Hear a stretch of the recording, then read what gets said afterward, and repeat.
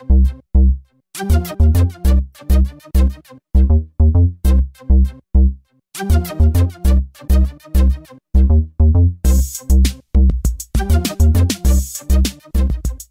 back to TechQuest TV. My name is Kelly Lewis, and I'm President and CEO of TechQuest Pennsylvania, and I'm the host today of an exciting show. We started out in State College, Pennsylvania with David Paterno. We're coming back to Harrisburg, but we're going to talk about the whole state. Our guest with us now is Robert Beard. He's a geologist with SAIC.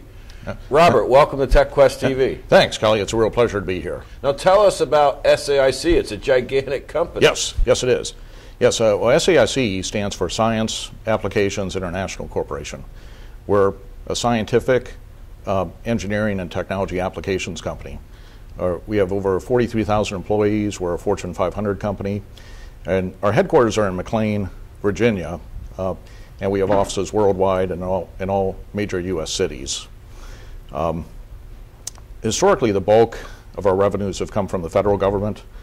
And in 2010, we formed a new subsidiary called SAIC Energy, Environment, and Infrastructure, LLC, to better focus on serving our private sector clients. And they include clients that are such as manufacturers, the mining industry, utilities, and of course the oil and gas industry. And in Pennsylvania, our offices are in Harrisburg, Exton, West Mifflin, which is just south of Pittsburgh, and we just opened an office in Towanda to better serve our clients in the Marcellus Shale. Well, that's amazing. Now, you just presented at a Pennsylvania infrastructure meeting that we had in early February. Yes. And just tremendous opportunity.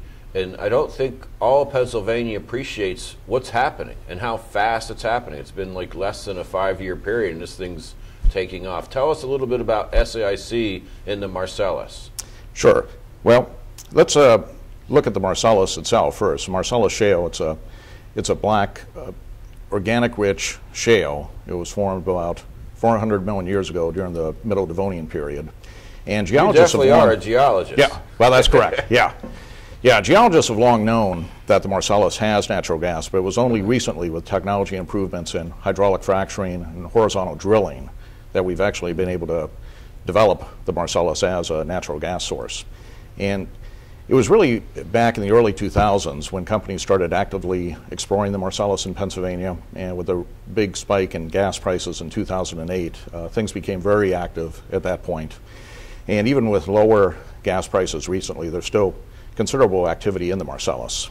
And there's definitely tremendous opportunities in getting the gas both out of the ground and to the end consumer, but I must emphasize that while this holds potential promise for Pennsylvania, it's got to be done safely and with a full commitment to protect the environment.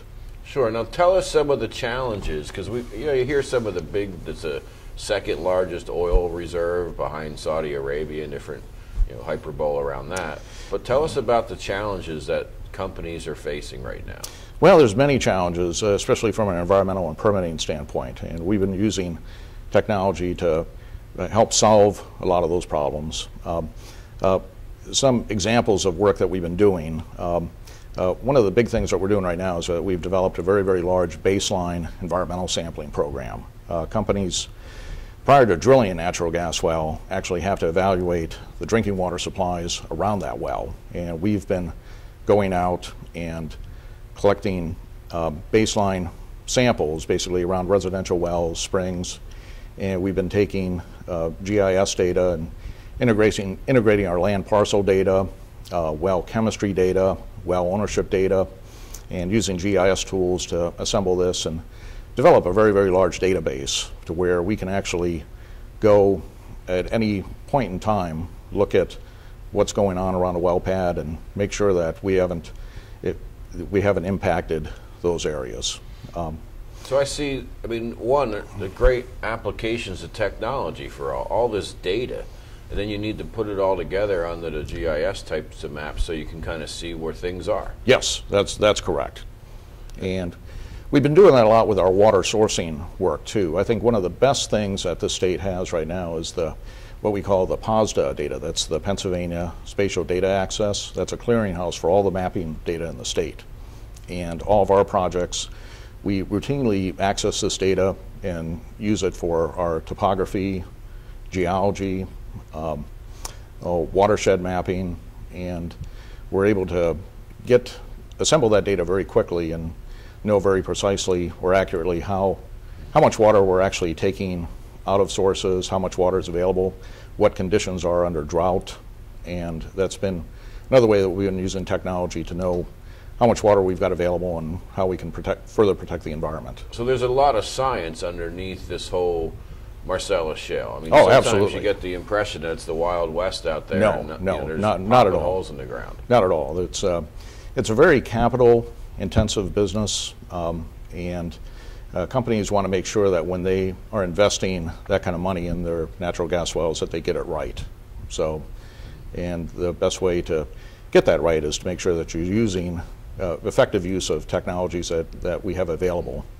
Now, it's also an area that definitely it's very rural, most of the Marcellus, so we need some cell phone coverage is an issue, and we're going to have to get more pipelines built. Absolutely. The infrastructure that's needed, there's tremendous opportunities in that too. We definitely need to develop better cellular coverage, better broadband coverage, and also when we're drilling a well, we still have to get that gas to market. So there's tremendous opportunities in building and constructing the pipelines, the roads that are required, and not to mention all the support facilities for the drillers, their families, and so it basically has a tremendous effect on the local economies.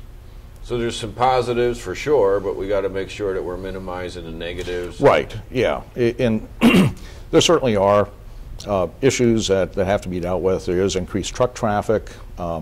There's issues with water supply. We need to make sure that those supplies are developed correctly and safely. And so it's not right for every community, but if it's done correctly, it can certainly be a very good natural resource for development.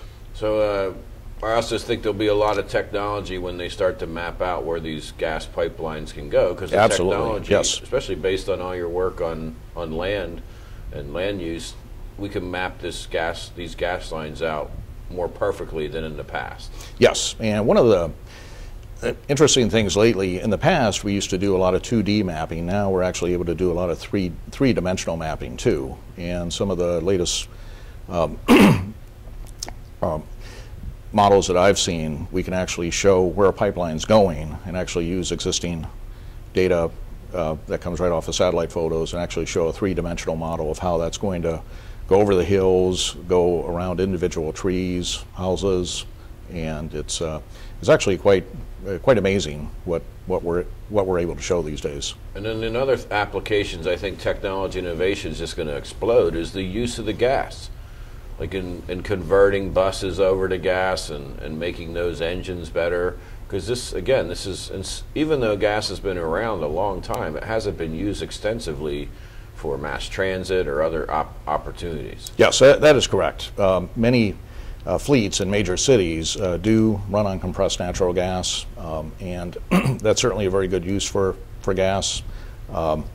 If we ever get to the point where we convert more automobiles and actually have more compressed natural gas fueling stations, that'll be a huge benefit as well, because gas has fewer emissions, it's quite a bit cleaner burning than other fossil fuels, and it's certainly used very extensively in the chemical industry as well. So there's a lot of tremendous value that can come out of the gas.